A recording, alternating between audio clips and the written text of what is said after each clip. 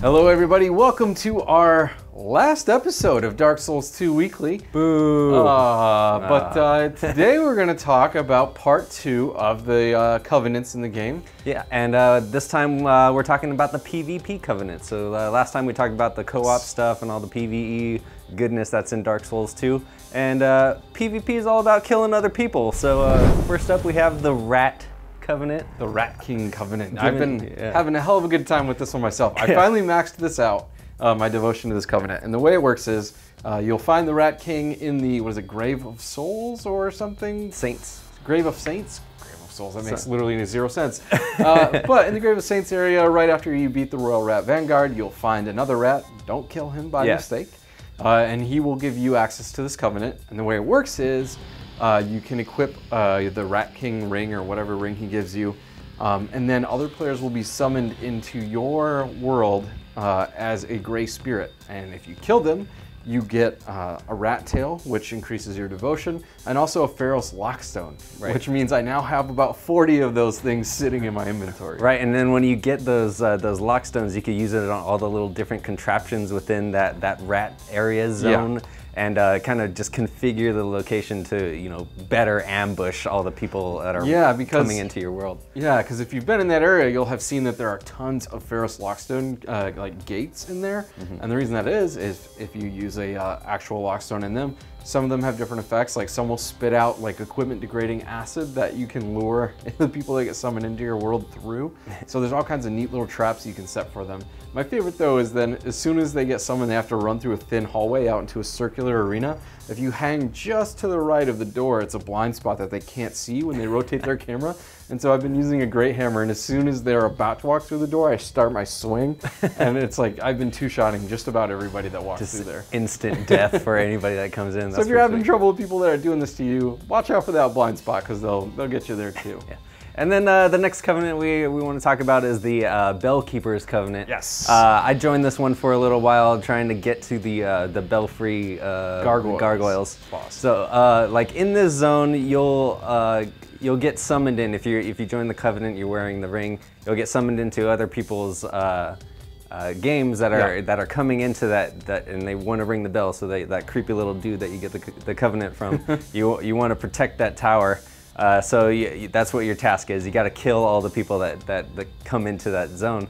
So it gets pretty tough. Like if you aren't in the covenant, you'll get sometimes one or two other players coming in to ruin your day. So it can be really tough, but it's also a lot of fun if you just want to hang around and kill a lot of people. And you get like Titanite chunks for killing the people that you invade or whatever. So that's a really cool reward that's extremely useful. Right. And also one time I got summoned into, people spawn into your game. Right.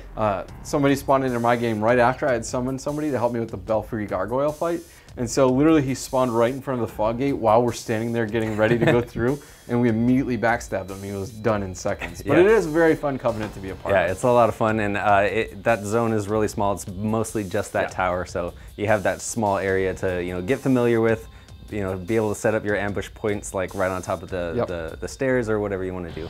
And if they haven't rung the bell yet, a good spot to hang out is right on top of that ladder. Oh yeah. When they're trying to come up to the ladder to ring the bell, you just smash them with whatever you got. So it's pretty fun. So the next one we want to talk about is the Brotherhood of Blood. Now this is a covenant very similar to the Dark Wraiths from Dark Souls.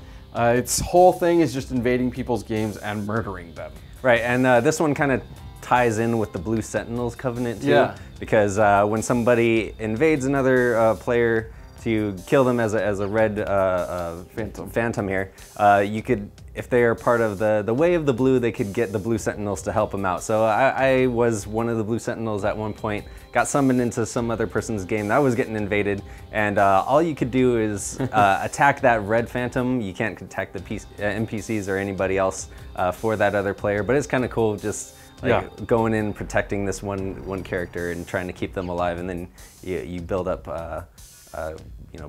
better reputation with your covenant that way. But the red guys, they're kind of a pain in the ass. Yeah, well, I can see this being too, just like if somebody is hardcore into PvP, probably being one that they'll spend a lot of time in. I mean, the end reward, the final reward for this covenant is like I think Chaos Fireball spell, and but you need 500 kills to be able to get that, which is an insane number. Yeah, that's dedication to your covenant. I mean, just the amount of time it takes to actually spawn into somebody's world, like find one, spawn into it, find them, and kill them. It's like easily 5 to 10 minutes per. Now, you'll be lucky too if you spawn into somebody's world and then a blue sentinel spawns in to help them.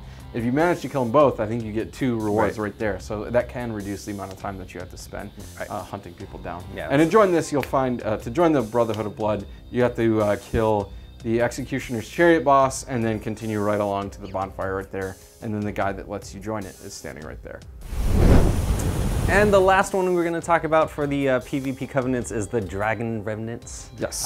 These guys are basically the same thing. You kind of, same as the Brotherhood of Blood, that you kind of just go in there into someone else's game, invade them, try to kill them, and then you get these dragon scales that you want to use for all these awesome items. Well, you get, the first 2 times you increase your devotion, you get 2 different pieces of like a dragon armor set, which looks awesome. And then the final reward is a black dragon greatsword, which I'm very excited to get. It looks really, really freaking cool. To join this covenant though, it's a little bit hidden. As long as you're playing around, you're playing basically through the story mode, you'll eventually get to like the dragon shrine where you get a petrified dragon egg. And what you need to do with that is take it back to the Iron Keep, where that merchant is off to the right side.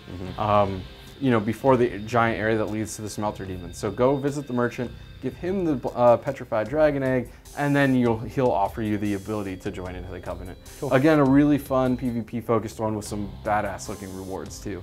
Yeah. So I think that'll be my next one now that as soon as I'm done with maxing Heirs to the Sun. Yeah, the dragon armor just looks totally worth it. If you go look it up on Google or whatever, you can see some screenshots. It's definitely one covenant that I want to get into. Yeah, for sure. That'll do it for this episode, our last episode of Dark Souls 2 Weekly. Thank you to everybody who watched our videos and subscribed to our channel. We're gonna definitely cover some more great games that are coming out this year, so be on the lookout for those. And of course, visit us at gamesradar.com, and we'll see you there. Ryan, wait! I need a human. Hey guys, if you want to watch last week's episode, be sure to click right up here. And if you want to see all the other great videos from Games Radar, check these videos out right here.